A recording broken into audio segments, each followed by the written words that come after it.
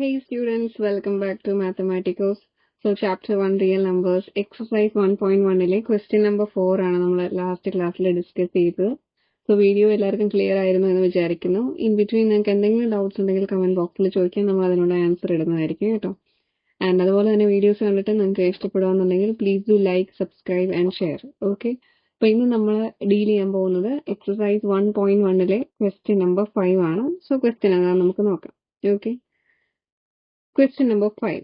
Check whether 6 raised to n can end with the digit 0 for any natural number n.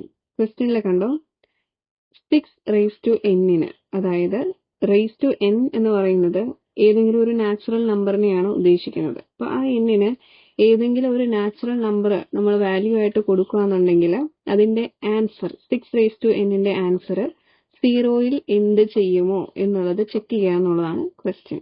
Okay, അപ്പൊ നമുക്കത് എങ്ങനെ ചെയ്യാമെന്നുള്ളത് നോക്കാട്ടോ. അപ്പോ ഈ 6 raised to n ആണ് നമുക്ക് ക്വസ്റ്റ്യനിൽ തന്നിരിക്കുന്നത് അല്ലേ. അതായത് ഈ n-ന് നാച്ചുറൽ നമ്പേഴ്സിൽ ഏതെങ്കിലും വാല്യൂസ് നമുക്ക് കൊടുക്കുകയും ചെയ്യാം. അങ്ങനെയാണെങ്കിൽ ഞാനിപ്പോ n-ന് 1 എന്ന വാല്യൂ കൊടുക്കുകയാണ്. n is equal to 1. That means അപ്പൊ 6 raised to n എന്ന് പറയുമ്പോൾ എന്താണ്, 6 raised to 1. ഓക്കെ, എന്ന് വെച്ചാൽ എന്താണ്, 6 raised to 1 എന്ന് പറയുന്നത് 6 തന്നെയാണ്.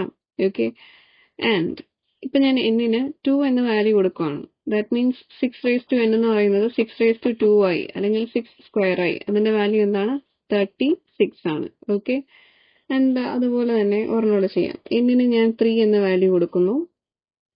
അപ്പൊ 6 raised to n എന്ന് പറയുന്നത് 6 raised to 3 ആയി, അല്ലെങ്കിൽ 6 ക്യൂബ് ആയി. അതിന്റെ വാല്യൂ എന്ന് പറയുന്നത് 216 ആണ്. ഓക്കെ, അപ്പൊ ഈ കേസിലൊക്കെ നോക്കിക്കേ, ആൻസർ എന്ത് ചെയ്യുന്നത്, അതിന്റെ ലാസ്റ്റ് ഡിജിറ്റ് എന്ന് പറയുന്നത് എന്താണ്, 6 ആണ് അല്ലേ. ബട്ട് ക്വസ്റ്റ്യനിൽ നമ്മളോട് എന്താ ചോദിച്ചിരിക്കുന്നത്, 6 raised to n-ല് n-ന് ഏതൊരു നാച്ചുറൽ നമ്പർ കൊടുത്താലാണ് നമുക്ക് ലാസ്റ്റ് ഡിജിറ്റ് 0 കിട്ടുന്നത് എന്നുള്ളതാണ് ക്വസ്റ്റ്യൻ. ഓക്കെ, അപ്പം ഇങ്ങനെ നോക്കിയിട്ട് നമുക്ക് കിട്ടുന്നുണ്ടോ, ഇല്ല. അപ്പം വേറൊരു പ്രത്യേകത കൂടെ പറഞ്ഞു തരാം. ഏതൊരു നമ്പർ 0യിൽ എൻഡ് ചെയ്യണമെങ്കിൽ, ഓക്കെ, ആ നമ്പർ എന്ന് പറയുന്നത് 2 കൊണ്ടും 5 കൊണ്ടും ഡിവിസിബിൾ ആയിരിക്കും. ഓക്കെ, അപ്പൊ അത് ചെക്ക് ചെയ്യാം. ഇപ്പൊ ഞാൻ എക്സാമ്പിൾ പറയാണ്. നമ്പർ 10നെ പ്രൈം ഫാക്ടറൈസ് ചെയ്തിട്ടുണ്ടെങ്കിൽ നമുക്ക് എന്ത് കിട്ടും, 2 and 5, റൈറ്റ്, ശരിയല്ലേ.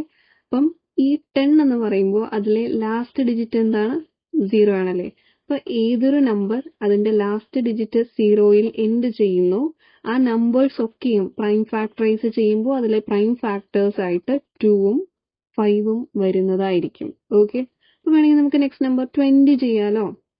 20, അപ്പൊ 20നെ നമ്മൾ പ്രൈം ഫാക്ടറൈസ് ചെയ്യുമ്പോൾ 2 into 5 എന്നാണ് വരുന്നത്. അവിടെ എന്താണ്, 2ഉം 5ഉം പ്രൈം ഫാക്ടേഴ്സ് ആയിട്ട് വരുന്നുണ്ട്. വേണമെങ്കിൽ 30 ചെയ്യാം. 30 എന്ന് പറയുമ്പോൾ എന്താണ്, 2 into 3 into 5, ശരിയല്ലേ.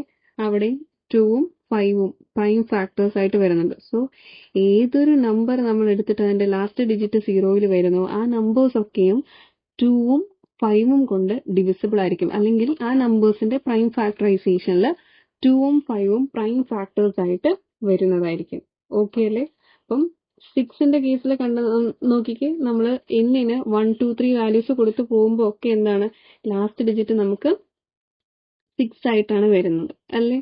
അപ്പം വേറൊരു കാര്യം കൂടെ, ഈ 6 raised to n നമ്മൾ പ്രൈം ഫാക്ടറൈസ് ചെയ്തിട്ടുണ്ടെങ്കിൽ നമുക്ക് എന്തെന്ന് വരും, 6 raised to n prime factorise ചെയ്തിട്ടുണ്ടെങ്കിൽ 2 into 3 raised to n എന്നാണ് വരുന്നത് അല്ലേ.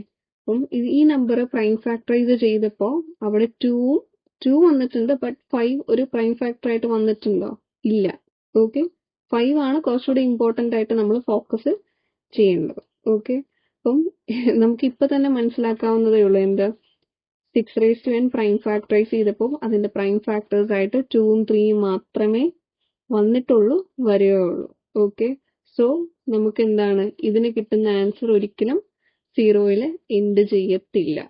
ഓക്കെ, ഇനി നമുക്കത് തിയററ്റിക്കൽ ആയിട്ട് എഴുതിക്കൂടി വെരിഫൈ ചെയ്യാം കേട്ടോ, അല്ലെങ്കിൽ പ്രൂവ് ചെയ്ത് കാണിക്കാവേ. ഓക്കെ, സോ ഫസ്റ്റ് പോയിന്റ് നമുക്ക് എഴുതേണ്ടത് ഇതാണ്.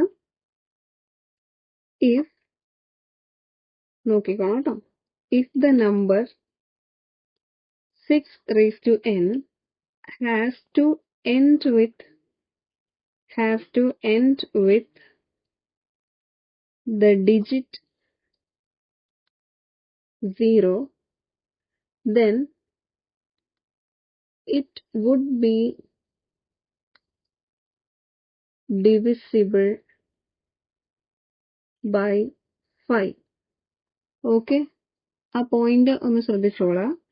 If the number 6 raised to n has to end with the digit 0, then it would be divisible by 5. Okay, അപ്പോൾ 6 raised to n നമ്മൾ കൺസിഡർ ചെയ്യുകയാണെങ്കിൽ അപ്പൊ അതിന്റെ ആൻസർ 0യിൽ എൻഡ് ചെയ്യണം എന്നുണ്ടെങ്കിൽ എന്തായിരിക്കണം? നിർബന്ധമായിട്ടും എന്താണ്, അല്ലെങ്കിൽ പോസിബിളി എന്താണ്, അത് 5 കൊണ്ട് ആ നമ്പർ ആ 5 കൊണ്ട് ഡിവിസിബിൾ ആയിരിക്കണം എന്നുള്ളതാണ്.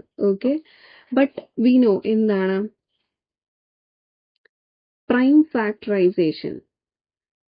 നോക്കിക്കോണേ, ഇതിന്റെ കൂട്ടത്തിൽ ആഡ് ചെയ്യുന്ന വേറൊരു പോയിന്റ് ആണ് prime factorisation of 6 raised to n should contain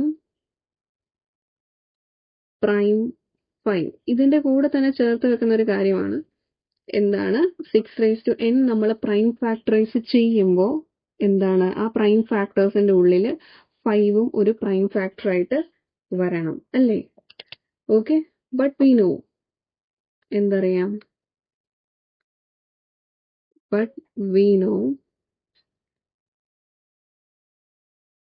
prime factorization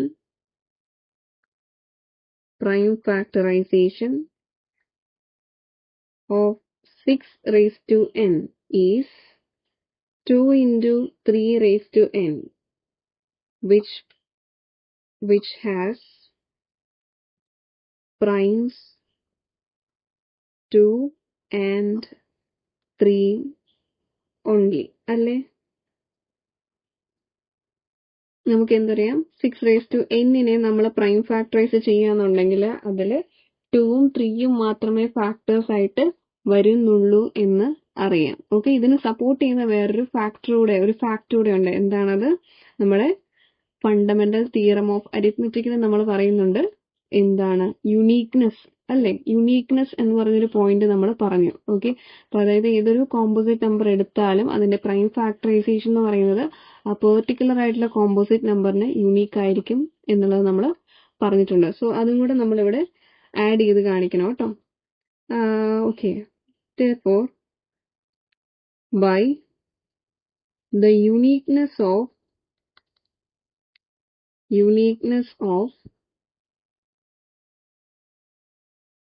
fundamental theorem of arithmetic,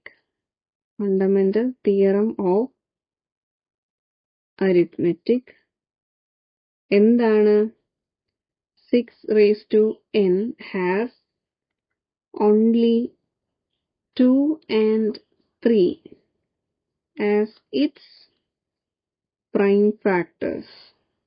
okay, ഈ 6 raised to n നമ്മൾ എങ്ങനെ പ്രൈം ഫാക്ടറൈസ് ചെയ്തു എന്ന് പറഞ്ഞാലും ശരി, അതിനെന്താണ് 2ഉം 3ഉം മാത്രമേ പ്രൈം ഫാക്ടേഴ്സ് ആയിട്ട് വരത്തുള്ളൂ. ഫണ്ടമെന്റൽ തിയറം ഓഫ് അരിത്മെറ്റിക്കിൽ അത് ക്ലിയർ ആയിട്ട് പറയുന്നുണ്ട്. ഓക്കെ, സോ ആ തിയറം അനുസരിച്ചിട്ട് തന്നെ എന്താണ്, 6 raised to n നമ്മൾ എങ്ങനെ പ്രൈം ഫാക്ടറൈസ് ചെയ്താലും it has got prime factors as 2 and 3 only. Okay, ഇപ്പൊ നോക്കിക്കേ, ഇപ്പൊ നമുക്ക് എന്ത് പറയാം, prime factorization